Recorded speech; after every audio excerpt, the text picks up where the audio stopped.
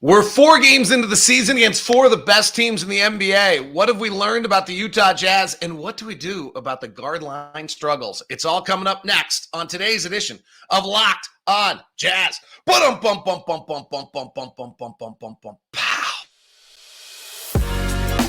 You are Locked on Jazz, your daily podcast on the Utah Jazz. Part of the Locked on Podcast Network, your team every day. How are you? I'm David Locke, radio voice of the Utah Jazz, Jazz NBA insider. This is Locked on Jazz, your daily podcast on the Utah Jazz, giving you insight, expertise, geeky numbers, and hopefully making it way better to be a Jazz fan each and every day. We are free and available on all podcasting apps, including YouTube. Thank you very much for making Locked on Jazz your first listen of the day, and thanks to all the everydayers that run out there each and every day, those who are stopping by at arenas and saying hi. I do love it. Today's show is brought to you by Prize Picks. I was just thinking, I think I had a dream about Prize Picks. Is that like bad when you start dreaming about your sponsors? This episode is brought to you by Prize Picks. The most exciting way to play daily fantasy sports. Go to prizepicks.com/LockedOnNBA. Use code all lowercase LockedOnNBA for a first deposit match up to $100. I can't play Prize Picks. I can't advise you on Prize Picks. And my dream was that I was reading about a player and thinking, oh, that'd be a Prize Picks person. But I can't tell you that. It's illegal as an NBA employee.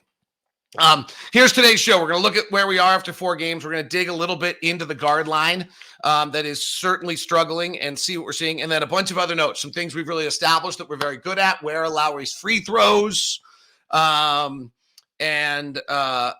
played 4 really good teams. We've had 2 dreadful outings. No joke. Like Sacramento and Phoenix were bad. Sacramento, I don't know why. Phoenix, I really understand why. With fatigue, back-to-back, first one of the year, body just not being there.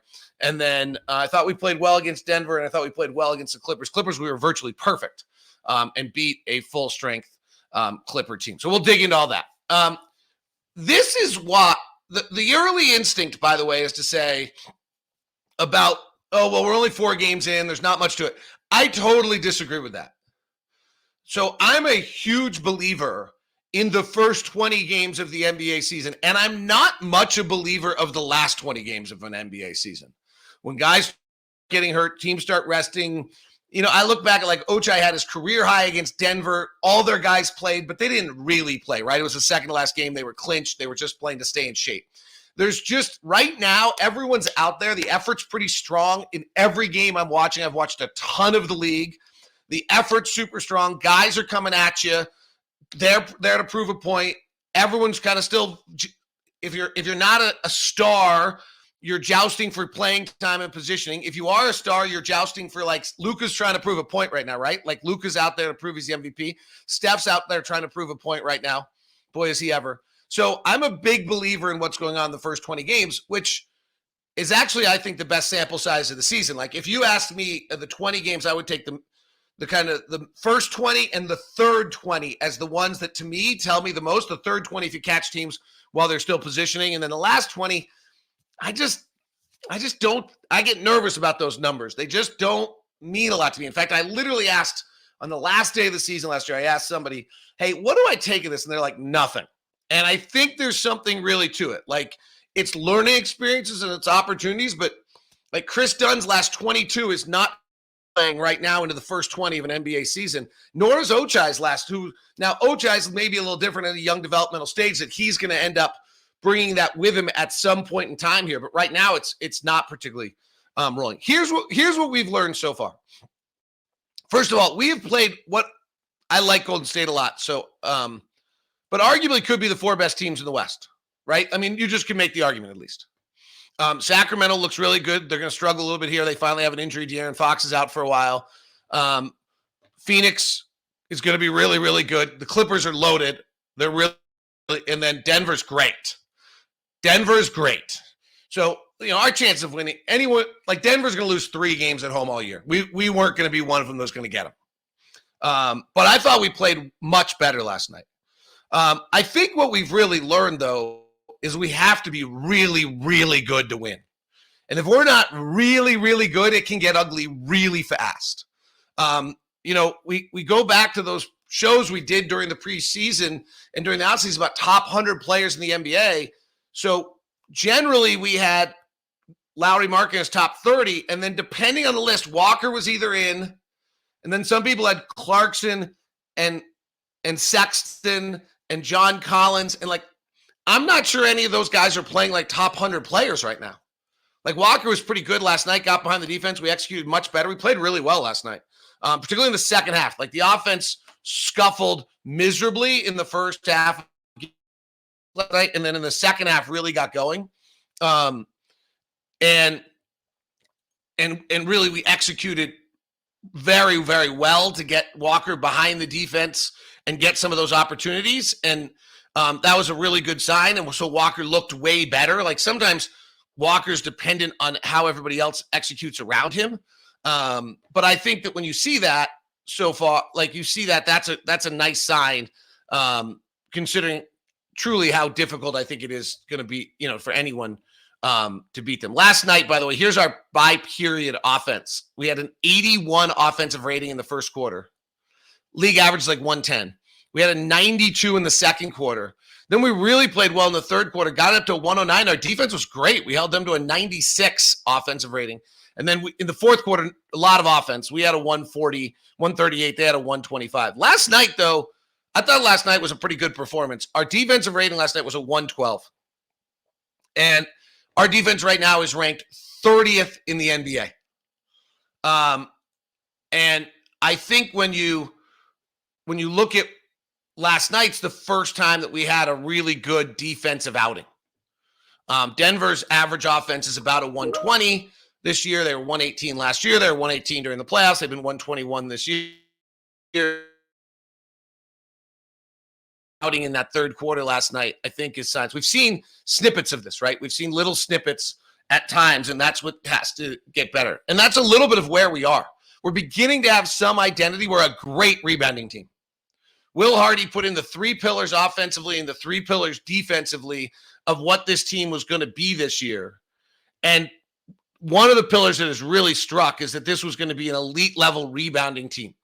And so if you look at what if I pull back out the three pillars that Will Hardy had for the team, I'm not sure that all of them are being executed. And some of this is really just the guard line is having a tough start to the season, and we'll touch on that in a second. Space, pace, and glass was offense, or space, pass, and glass, Space, pass, and glass. I'm not sure the passing is happening. And then defensively, guard the ball, touch the ball, rebound the ball. I think we've done a really, really good job so that glass and guarding the ball have both. The Jazz are elite level right now on both of those ends of things. I think we're the number 2 offensive rebounding team and the number 4 defensive rebounding team. So we're beginning to see the team have some signature elements. The 1 and 3 start, I think we could overplay a little bit here. Let's see this next stretch, right? Memphis is not won yet. Orlando has got a lot of talent, but they're not great. They're not there yet. I love Franz Wagner. I'm not totally sold on Paulo Banchero yet. Minnesota is a mess.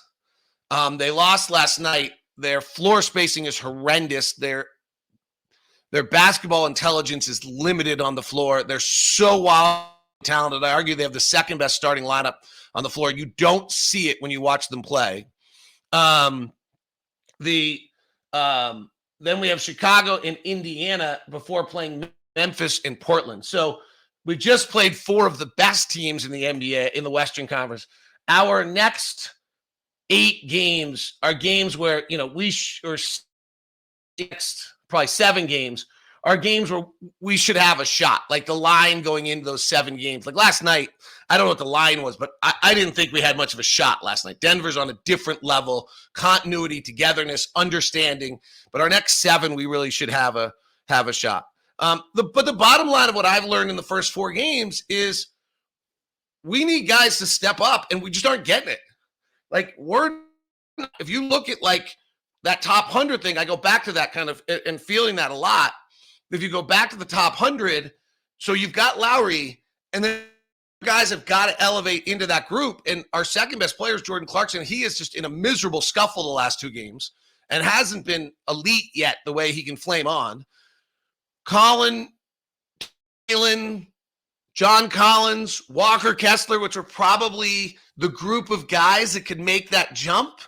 I haven't quite found that. Now, again, playing the four the best teams in the league, that's an easy place for you to make your inroads, right? That's not necessarily where you're going to actually say, oh, well, this is how I'm going to show how great I am, is going up against, the best team in the NBA. So this is an opportunity, maybe with some teams with some deficiencies. Frankly, we should have played better against Phoenix, but I 100% put that on just your body hates you at that point.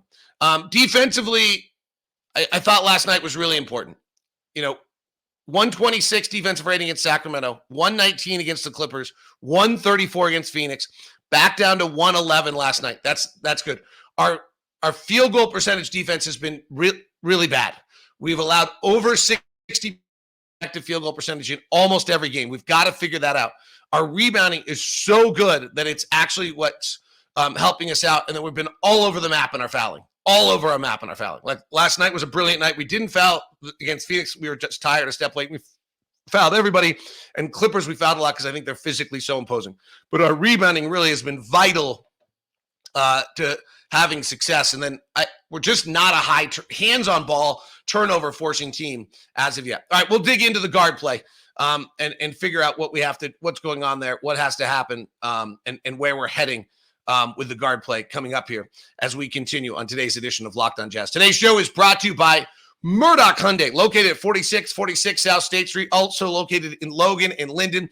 The Hyundai lineup of cars is absolutely fabulous. I'm currently driving one of the Santa Fe's, and that's not anything new in this house because we've already bought two of those Santa Fe's. The Ioniq 5 is a car I bought from Murdoch as well. I've bought 3 cars from Murdoch Hyundai, so there's no, I'm not lying here. I'm not making this up. Like, I did the research. You guys can guess. I looked at all the numbers. I looked at what they get for the value. I looked at what you get in your bells and your whistles and your value and for what the price is. And to me, it was a no-brainer. But you can decide what you like, but I would take a look at it. There's $7,500 off right now, the Ioniq 5 and the Ioniq 6. And there's a $5,000 bonus back on other cars. There's a 0% APR financing on the 2024 Tucson and the 2023 Santa Fe. It's all at Murdoch Hyundai, located in Logan, Linden, and at 4646 South State Street. Please email me first at dlock09@gmail.com to be able to get your VIP treatment that you deserve over at Murdoch Hyundai. That's dlock09@gmail.com. Today's show is also brought to you by Prize Picks. I literally was like, in the middle of the night last night, I don't want to say who because I don't want to be tipping in any way, which I'm just really, truly cannot do as an NBA employee. Prize Picks is the largest independently owned daily fantasy sports, and there's a player who I was looking at the box score last night, had a monster night, and I'm like, I would just be riding that player because I don't think the rest of the world's figured out that this guy is coming in Prize Picks. That's literally like how much this has infiltrated my brain and was the thought that I had during the show, or during sleeping last night. I guess that's not really sleeping if I can think about it this morning. Go to prizepicks.com/LockedOnNBA. Use the code LockedOnNBA for the first deposit match up to $100. Here's the deal. $100 first deposit match. And Prize Picks is great because you are not going up against other people. You're just going up against the numbers. And today is Taco Tuesday. Each Tuesday, Prize Picks discounts select players' projections up to 25% to provide even more value. Prize Picks now offers Apple Pay for quick and easy deposits into your account throughout basketball and football season. Go to prizepicks.com/LockedOnNBA for your first deposit match up to $100. Thank you very much for making Locked On Jazz your first listen of the day. Shout out to the everydayers. Greatly appreciate it. All right, let's talk about the Jazz guard line. The camp started, and it was Hunger Games of 6 players that were available for the spot. Then, kind of astutely, Will Hardy moved Ochai Agbaji into the backup 3. And now we have 5 players, Hunger Games, for what really should probably be 4, maybe 3 guys playing time. And right now, Will Hardy's rolling out all 5 of those guys. So let's look at kind of some of the numbers, what we're doing. Here's an interesting little way I thought was interesting without zeroing in. If you're on YouTube, the bottom scroll's got their numbers. Here's what I thought was interesting. How are we doing when they're on the floor? Now, there's all sorts of combinations. We're going to dig into them tomorrow. We're 4 games in. It's a little early for combinations, but there's some interesting things going on with our offense right now. So offensively, the best player on the floor for us is when Lauri Markkanen's on the floor. That's when we're at our best. Taylor Horton-Tucker is second at 112.5. Our offense is a 112.5 with Taylor Horton-Tucker. Then our offense is at 107 with Chris Dunn. It's a 105.6 with Jordan Clarkson. It's a 104.8 with Keyonte George. It's at a 102.3 with Colin Sexton. So, interesting. Our defensive numbers. Okay, again, who you're playing with impacts us a lot. It's only 4 games. It's a lot of noise. Chris Dunn has our best defensive numbers, playing predominantly against backups. We'll give him by a large margin, 106.7. Colin Sexton is at a 119.2. Taylor Horton-Tucker is at a 119.4. Jordan Clarkson's at a 122.5. And Keyonte George is at a 126.4. Okay. Okay, what's the takeaway there? It's like actually the exact same as what it's been the whole time. They all have their strengths. They all have their weaknesses. They don't all necessarily complement each other's strengths and weaknesses, which make it complicated. And they all are doing some things well, like Chris Dunn clearly is having a positive impact defensively, but we're having a hard time scoring when he's on the floor. Keyonte's making great inroads. We're not very good defensively when he's on the floor, though I would say I think his defense looks really good. I think he's coming. I think that's a real bright spot in the opening 4 games of the season is Keyonte George so far.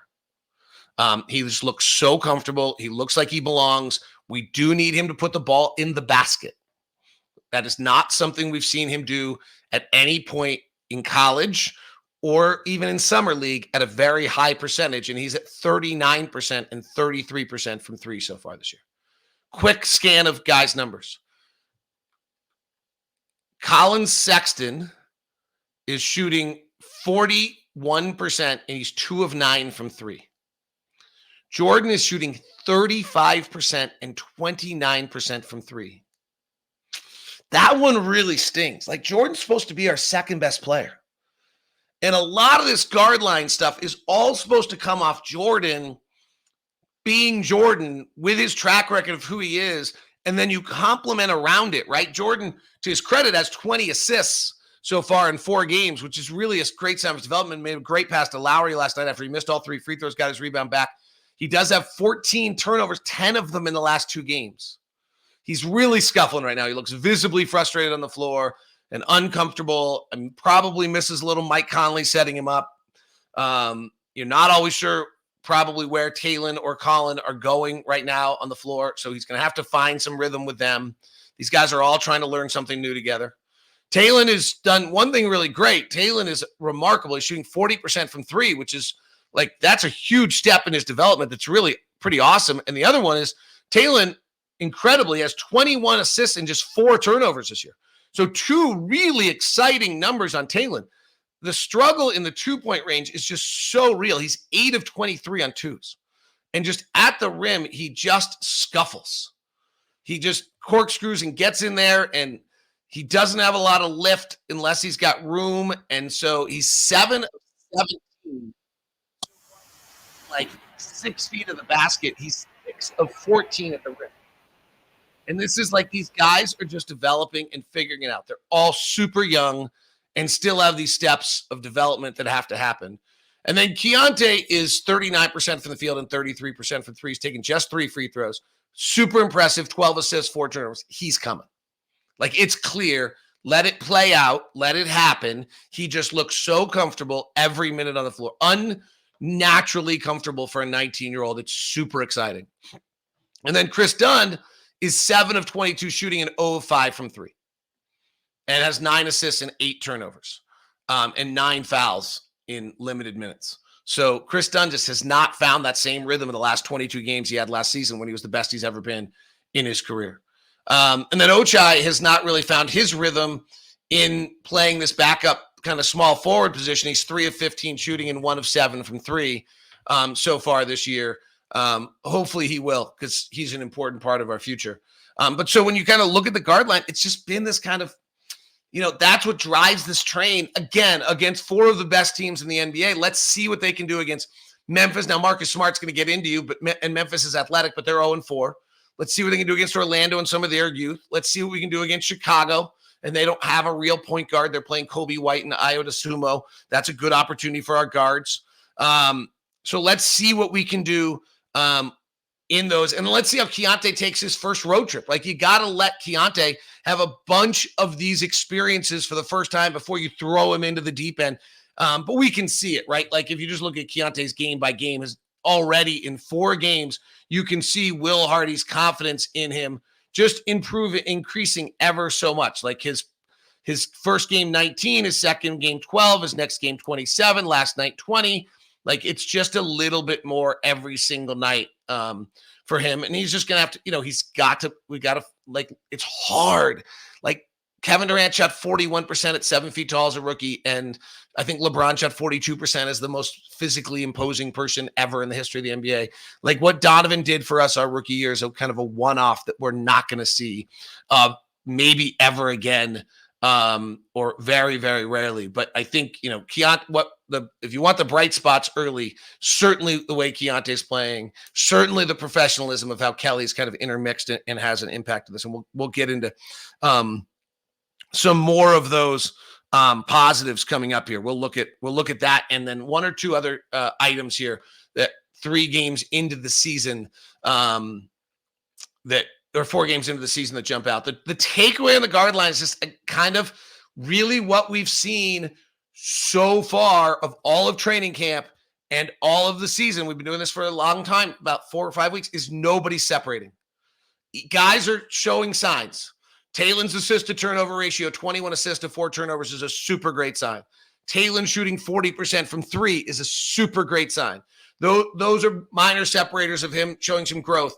Obviously, not his inability to finish at the rim and is hindering him making the jump. Like, nobody separated themselves. We're beginning to see, what we're looking for is separation, frankly, either way. Like, are some guys stepping back?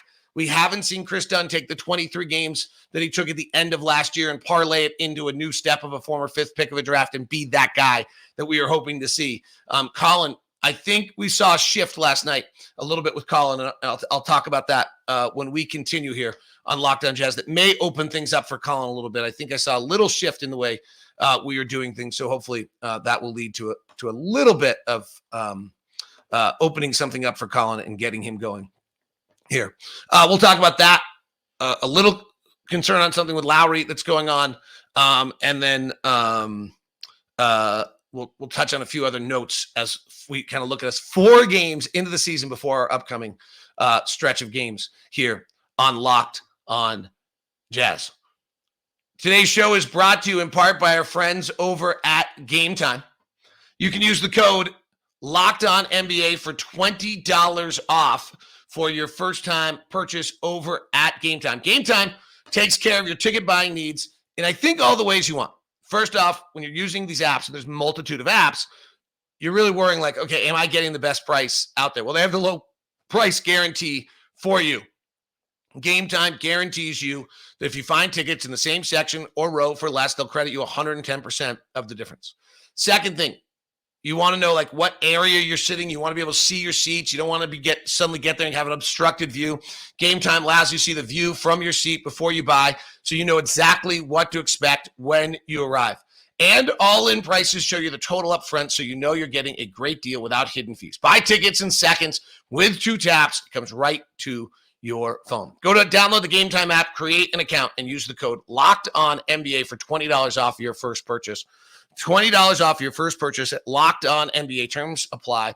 Again, create an account, redeem the code LOCKEDONNBA for $20 off. Download the Game Time app. Last-minute tickets, lowest price guaranteed. Today's show is also brought to you by FanDuel. FanDuel, the official sportsbook of Locked On, the official sportsbook partner of the NFL. FanDuel's got it all for you. $150 in bonus bets with any winning $5 money line bet. That's right, $100 and $50 if your team wins. So score on the NFL season with FanDuel, America's #1 sportsbook. If you've been thinking about joining FanDuel, there's no better way to do it to get into the action. Visit FanDuel.com/lockedon for the NFL or the NBA, the FanDuel Sportsbook. Have the Nuggets and the Celtics completely separated themselves already as the odds-on favorite to win the NBA. I kind of think they might have already this quickly. Tonight, Cleveland, New York, which is always fun because the Donovan Knicks are a 2.5-point favorite now, and Phoenix is a 7.5-point favorite over the Suns, and the Clippers are a 6.5-point favorite against the Orlando Magic on your NBA lines. And the more NBA, the season odds favorites for the year, NBA Finals at this point: Boston plus 370, Milwaukee plus 410, Denver plus 500, Phoenix plus 600, Clippers plus 1,300. Don't know if that changed after the acquisition of James Harden late last night. That's all at FanDuel.com/locked-on. Go to FanDuel.com/locked-on to get your latest deals and get your $150 in bonus bets with any winning $5 money line bet. That's FanDuel.com/locked-on. Thanks so much for making Locked On your first listen of the day. You can go grab Locked On Grizzlies. They're one of my favorite shows. See what they're having to say. Locked On NBA gives you 30 minutes of NBA action each and every day as well. All right. Shoot, I just said I was going to tease to something I was going to talk about. Now, of course, my brain is not remembering.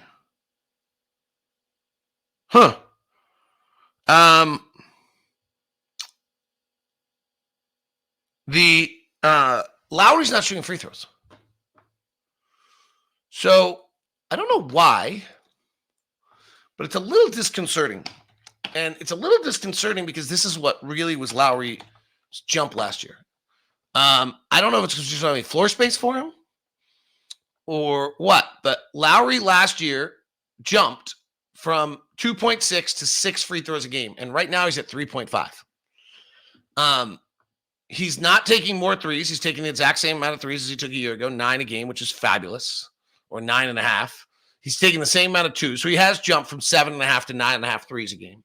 He's actually taking a shot and a half more a game, which is probably because he's not going to the free throw line as much.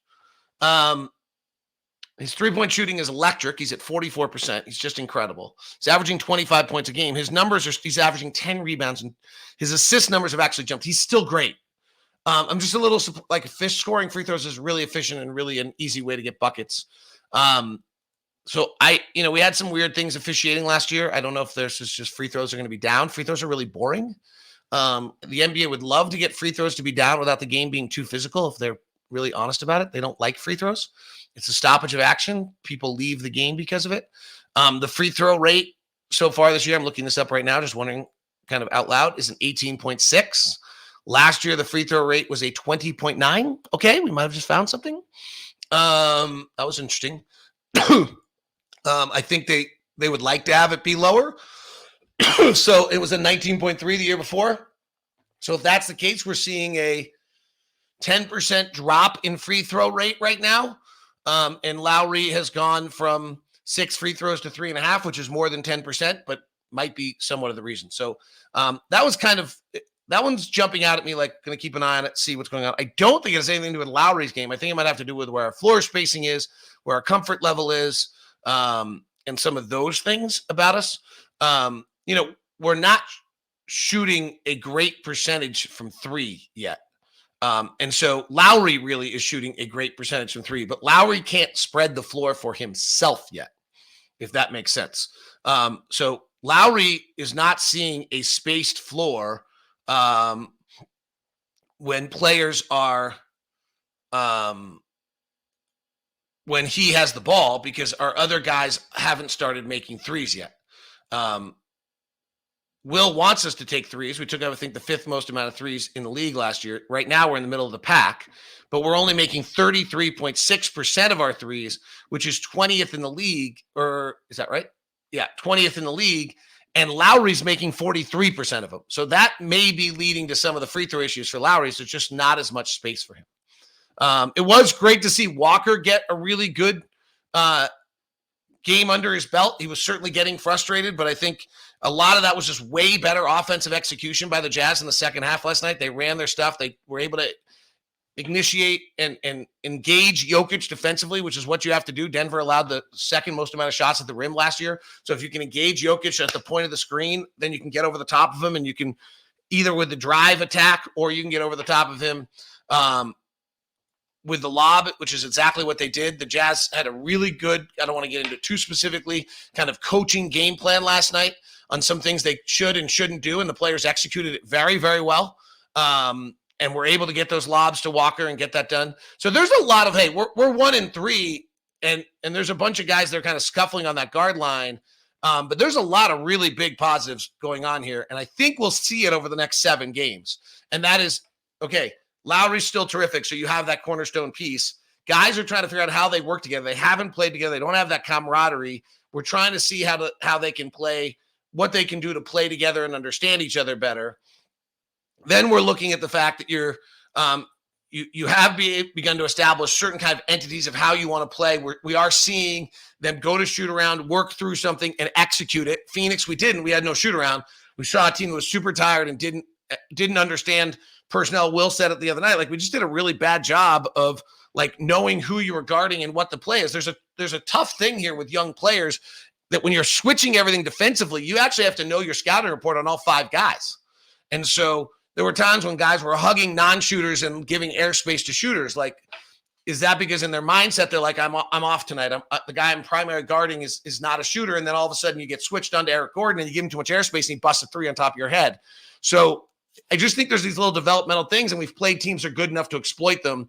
We'll see what happens now. Memphis, Orlando, in Chicago, Indiana, Memphis, Portland. Like, that's a good sequence of games here for the Jazz to kind of get some inroads. Frankly, I think this Memphis game and this Orlando game this week are super important. If we can go grab both those, go to 3-3, and go on this 4-game road trip, come back from the road trip at 5-5, maybe even 6-4, like, you're really feeling good about yourself. If you also could flip the other way here, where you lose one of these games and you're 2-4, and you go on the road trip, you go 1-3, and suddenly you're 3-6, and you don't feel good about yourself. So I think this is a super important 6-game stretch coming up here with the Jazz. And I do think we're seeing little pieces of positivity coming. And now we just got to have some guys separate themselves one way or the other, particularly the guard line's got to start making shots. JC's got to get going. We've got to get some of these guys to step up into the top 100. And doing that against Denver, doing that against Sacramento, doing that against the Clippers is really, really hard. Now, can you step up that way against teams that aren't pure continuity, know each other perfectly, understand exactly what they're doing defensively, like a Memphis who's got new pieces, like an Orlando who's young, like an Indiana that's got youth and young pieces, like a Chicago that is actually been together for a while and has gotten a lot of talent, but just hasn't really put it together yet. I think they got a nice win last night, though. I kind of like Chicago, which is like I'm the only person on the planet who kind of likes Chicago. So, let's see what we can do. Yeah, Chicago beat Indiana last night in a pretty good one. And I don't think it was even that close. They took the lead midway through the fourth and led by a good deal most of that ball game. So, yeah. All right. That is Locked on Jazz today. We'll break down some of the combinations, playing pairs. It's super that stuff you can get really noisy really fast. So as I opened the show and said, hey, like, I do think the first 4 games matter because I think the first 20 games matter. And if I dismiss the first 4, I'm missing 25% of what I think really matters. I do think we're going to get tomorrow. We got to be a little careful with combinations, playing pairs, on floor, off floor in limited times where honestly, like a 5-play sequence where somebody busts 4 threes can skew an entire data set of things, but we'll do it nonetheless. It is Locked on Jazz, your daily podcast on the Utah Jazz. Thanks to the everydayers. Talk to you soon.